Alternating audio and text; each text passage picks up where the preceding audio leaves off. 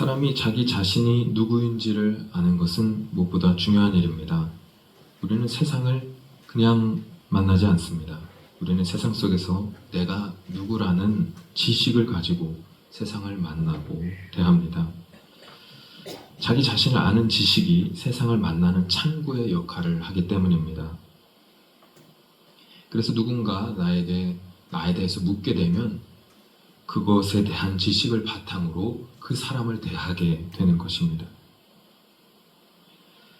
그러한 자기 자신에 대한 지식, 세상을 만나는 창구, 이것을 정체성이라고 말하기도 합니다. 이 땅에 조건적 정체성들이 있습니다. 근데 우리는 보통, 그리고 세상의 사람들은 보통 그것을 자신의 진짜 모습, 본질로 여기는 경우가 많습니다. 나는 누구의 자녀다. 나는 어디 학교 다니는 학생이다. 나는 어디 직장을 다니고 있는 사람이다. 나는 누구의 아버지고 어머니다. 나는 한국 사람이다. 미국 사람이다. 나는 토익 점수 몇 점 맞은 사람이다. 이러한 자격증을 가진 사람이다. 이러한 것을 자기 자신의 정체성으로 삼는 경우가 있다는 것입니다. 그런데 이런 조건적인 정체성은 나를 진짜 드러내는 신분이 아닙니다. 이것은 임시적인 신분일 뿐입니다. 이런 것들은 영원한 신분이 아니라는 것입니다. 그래서 나의 진짜 모습, 나의 본질은 아닙니다. 세상은 이것을, 그리고 사람을 이것이 진짜 본질처럼 대하고 말하지만 그렇지 않습니다. 통장의 잔고가, 우리 다니는 직장이 나의 진짜 모습을 말하지는 않습니다. 진짜 모습, 본질적인 것, 영원한 것은 그렇다면 무엇일까요? 그것은 하나님과 나의 관계입니다. 하나님과의 관계 속에서 보는 내가 진짜 나의 모습, 나의 본질인 것입니다. 이것을 제대로 알고 있을 때 하나님 앞에서 바른 삶의 태도를 갖게 됩니다. 이런 정체성이 중요한 이유는 정체성이 분명할 때 자기다운 행동이 나오기 때문입니다. 이러한 정체성이 불확실하면 그 사람의 위치는 이러한데 행동은 다른 것이 나오게 되기 때문입니다. 예를 들면 학생은 스스로가 학생인 줄을 알 때 공부하게 될 것입니다. 정치가는 정치가로서 자기 자신을 알 때 바른 정치가가 될 것입니다. 교인은 교인의 정체성을 알 때 바른 신앙생활을 하게 될 것입니다. 직분자는 직분이 무엇인지를 알 때 거기에 맞는 바른 헌신을 하게 될 것입니다. 이것이 정체성입니다. 그리스도인인 나의 정체성은 그러면 무엇일까요? 오늘 이 말씀을 보는 이유가 바로 이 질문에 대한 답을 찾기 위해서입니다. 이에 대한 말씀은 참 여러 가지가 있고 또 이에 대한 실천에 대한 것들도 많이 있습니다. 오늘은 베드로전서 2장 9절의 말씀을 통해 이 답을 찾고자 합니다. 우리가 주님에게 제가 누구입니까? 이렇게 여쭤본다면 주님은 이렇게 대답하실 것입니다. 너는 택하신 족속이고 왕같은 제사장이고 거룩한 나라고 나의 소유인 백성이다. 이 말씀 속에서 우리는 주님이 우리들에게 어떤 믿음과 자세로 살기를 원하시는지를 알 수 있습니다.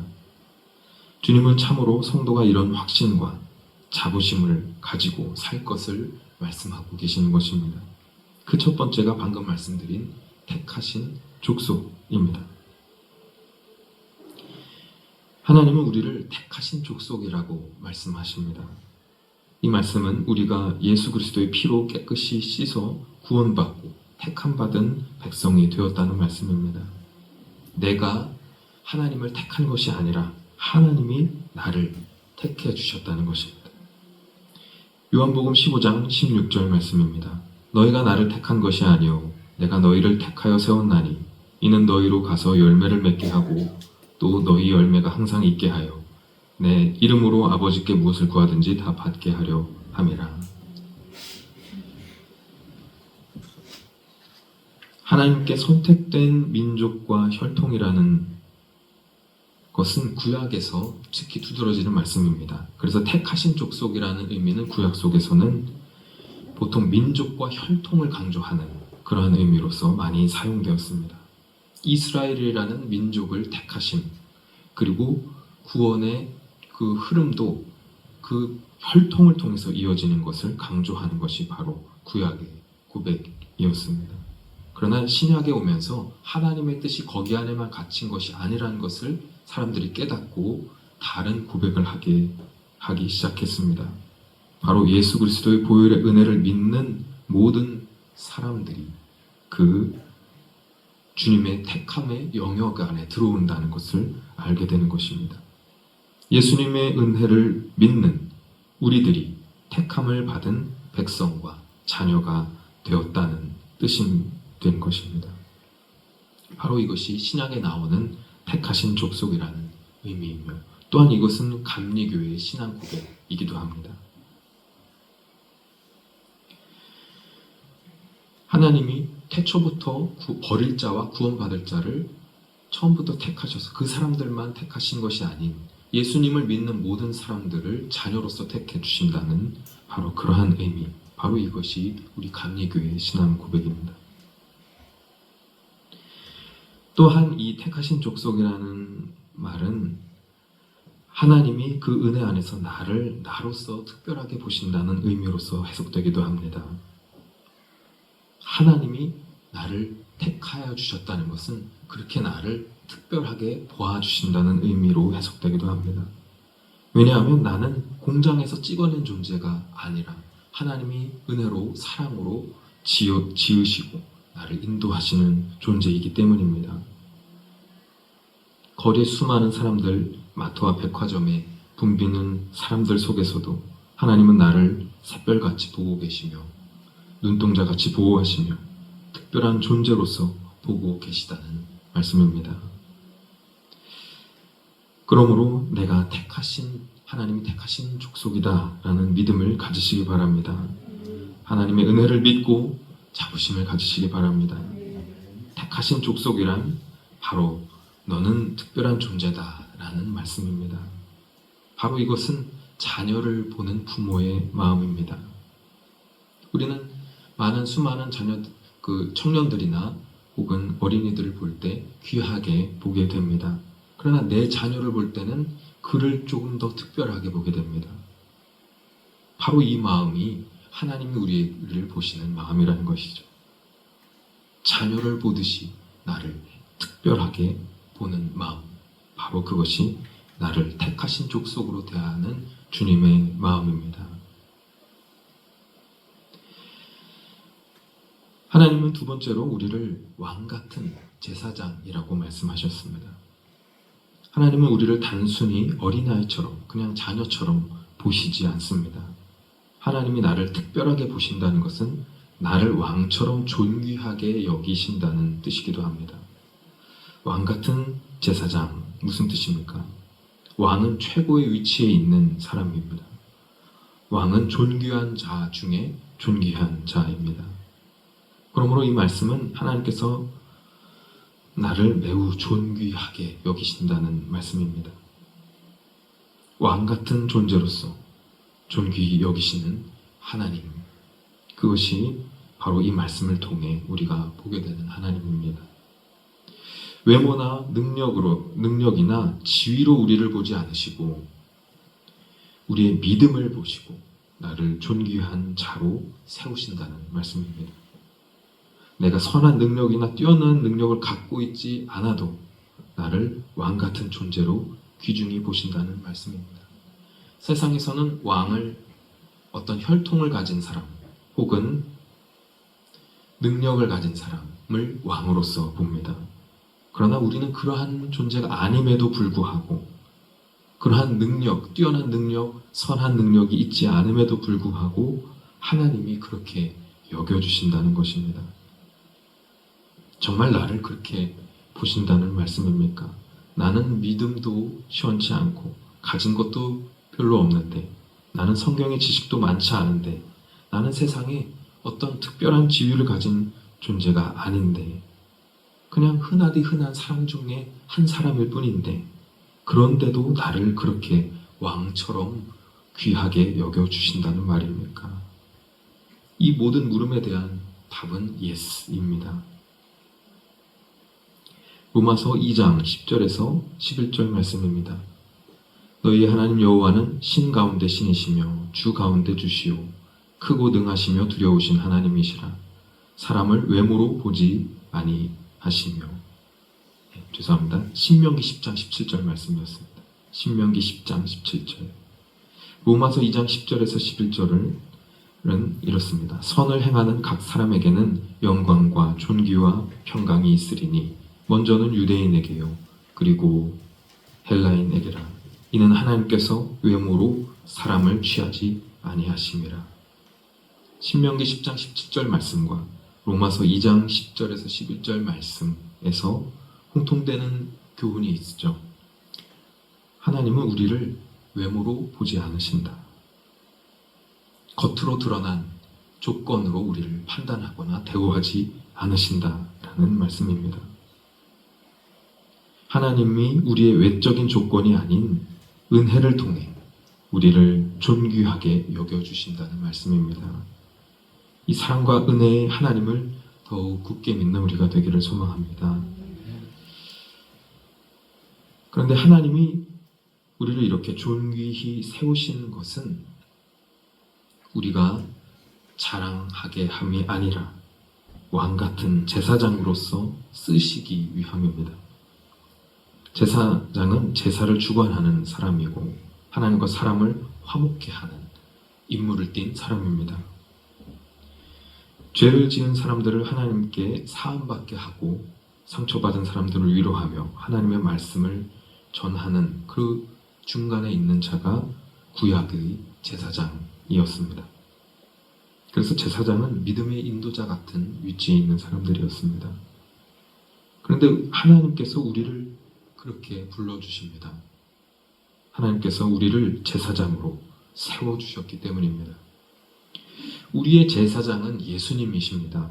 그런데 하나님은 그러한 예수님 밑에 우리를 작은 제사장들로서 세우신 것입니다. 보통 가정에는 가장이라든지 호주라는 그러한 명칭이 있습니다. 세상의 호적부에는 가장이 호주로 기록되기 마련입니다. 그러나 하나님 앞에서는 그렇지 않습니다. 믿음의 호주가 다를 수 있습니다. 아이만 혼자 구원받고 교회에 나오는 가정이 있다고 한다면 그 아이가 그 가정의 믿음의 호주입니다. 그 아이가 비록 어리지만 그 가정의 제사장인 것입니다. 그 아이를 통해서 그 가정은 하나님의 축복이 임하고 그 아이를 통하여서 그 가정에 구원이 일어나게 되는 것입니다. 그러므로 그 아이가 그 가정의 제사장입니다. 우리 역시 마찬가지입니다. 하나님께서 여러분을 가정의 제사장으로 세우신 것을 믿으시기 바랍니다. 하나님께서 여러분을 이 세상의 제사장으로 세우신 것을 믿으시기 바랍니다. 하나님께서 여러분을 직장의 제사장으로 세우신 것을 믿으시기 바랍니다. 그러므로 우리는 주님이 세우신 왕같은 제사장들입니다. 바울이 죄수의 몸으로 로마에 호송되어 갈 때 유라굴로라는 큰 광풍을 만나서 배와 사람들이 죽음의 위협에 놓이게 되었었습니다. 그때 하나님은 바울 한 사람을 살리시기 위해 그 배에 함께 있던 사람들을 다 살려주신 것을 볼 수 있습니다. 그리고 바울은 기도 중에 그 배와 사람들의 안전에 대해서 호송 책임자인 백부장에게 말해주었습니다.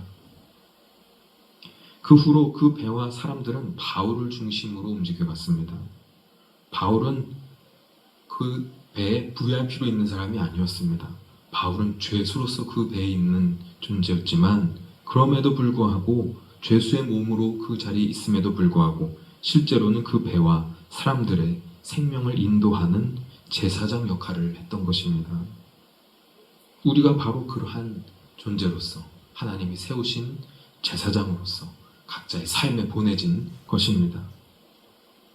그러므로 이러한 믿음을 가지고 나는 주님이 세우신 존귀한 자, 왕 같은 제사장이다 라는 마음을 가지고 주님과 동행하는 사명자들이 되시기를 소망합니다.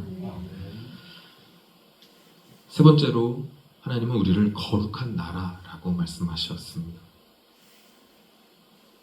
우리를 하나님의 거룩한 나라이자 백성으로 부르셨기 때문입니다. 우리를 구별된 존재로서 부르셨습니다. 이는 땅 위에 살고 있지만 이 땅에 속하지 않은 거룩한 나라의 백성이라는 말씀입니다.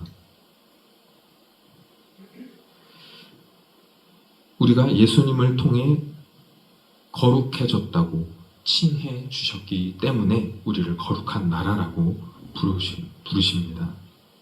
바로 이것을 칭의라고 한다고 말씀드렸습니다.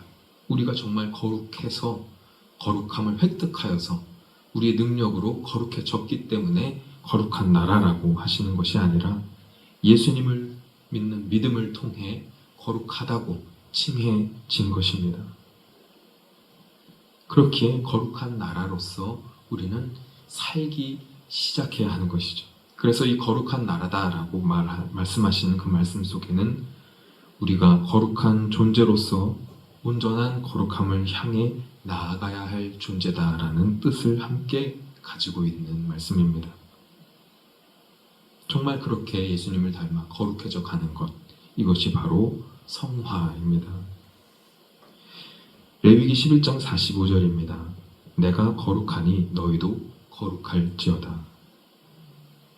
그래서 너는 거룩한 나라다라는 말씀은 너는 이제 거룩하다라고 칭해지는 선포이자 너는 거룩하게 살아가라는 명령인 것입니다.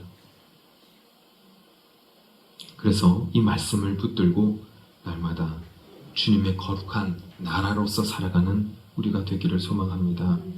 하나님께서 우리를 거룩한 나라라고 하셨습니다.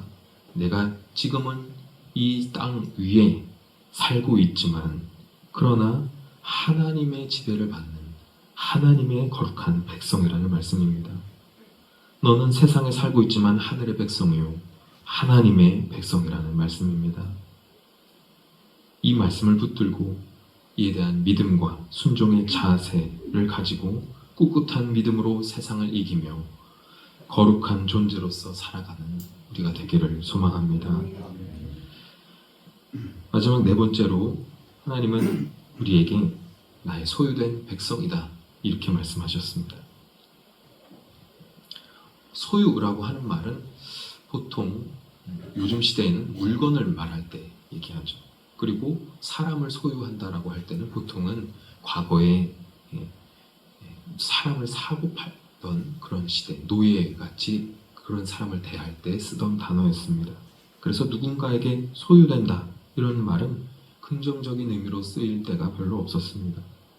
그래서 우리는 누구에게 소유된다 라고 할 때 기분이 별로 좋지 않을 때도 있을 수 있습니다.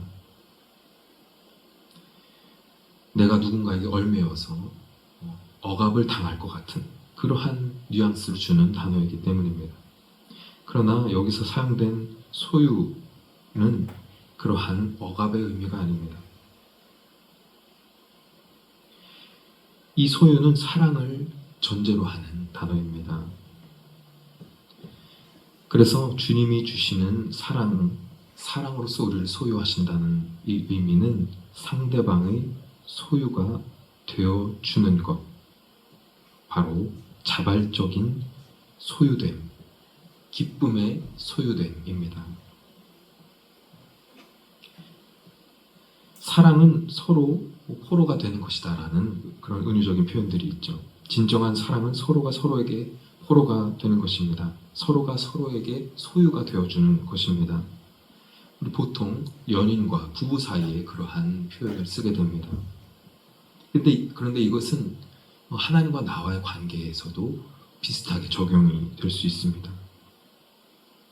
내가 하나님의 소유된다는 것은 하나님을 내가 사랑하는 마음으로 순종하며 주님의 소유가 된다는 의미이기 때문입니다. 그것은 억지로 됨이 아니라 자발적인 소유됨, 기쁨의 소유됨, 이기 때문입니다. 누군가의 소유가 된다는 것은 그 대상과 사귀는 사이가 된다는 것을 의미하죠. 그래서 우리가 주님께 소유가 되었다면 우리는 하나님과 사귀는, 교제하는 사이가 되는 것입니다. 그리고 하나님이 이제 너는 내 거야 라는 말씀을 듣게 되는 백성이 되는 것입니다. 이것을 성경에서는 인을 친다, 도장을 찍는다 라고 표현합니다. 나는 하나님의 소유된 백성이라는 도장이 내 영혼에 찍히는 것입니다. 그래서 사탄이 나를 함부로 못하게 하고 악에 빠지지 못하게 하시고 하나님의 백성이 되게 하시는 것입니다. 이 도장을 찍힌, 하나님의 소유다라는 도장을 찍힌 것은 하나님표 사람들이 되는 것을 또한 의미하기도 합니다. 하나님이 보호하셔서 다른 것들이 함부로 할 수 없는 소중한 존재들, 그리고 동시에 하나님이 보증하시는 하나님표 사람들이 되는 것입니다. 우리는 물건을 사면 그것이 고가의 물건일 때 품질 보증서가 함께 오게 됩니다. 이 품질 보증서로 인해 우리는 이 물건이 정말 믿을 만한 물건이라는 것을 우리는 알게 되죠. 하나님의 인치심은 바로 그러한 품질 보증서와도 같습니다. 나는 하나님에 속한 백성, 하나님이 믿어주시는, 세워주신, 보내신 사람이다 라는 그러한 표시가 내 영혼에 찍힌 것입니다. 하나님께서 하나님표 사람들을 어떻게 보증하시고 또 보장하시는지 성경에 기록되어 있습니다. 오늘 읽은 이사야 43장 1절에서 3절 말씀이 바로 그러한 말씀입니다. 야곱아, 너를 창조하신 여호와께서 지금 말씀하시느니라. 이스라엘아, 너를 지으신 이가 말씀하시느니라. 너는 두려워하지 말라. 내가 너를 구속하였고 내가 너를 지명하여 불렀나니 너는 내 것이라. 내가 물 가운데로 지날 때에 내가 너와 함께 할 것이라. 강을 건널 때에 물이 너를 침몰하지 못할 것이며 내가 불 가운데로 지날 때에 타지도 아니할 것이요 불꽃이 너를 사르지도 못하리니 대전하는 여호와 네 하나님이요 이스라엘의 거룩하니요 네 구원자임이라. 아멘.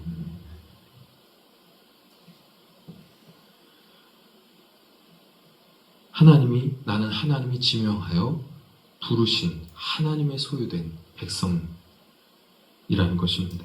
그리고 내가 어디로 가든지 나와 함께 하고 계시는 하나님, 바로 그 하나님이 우리가 믿는 하나님이라는 말씀입니다.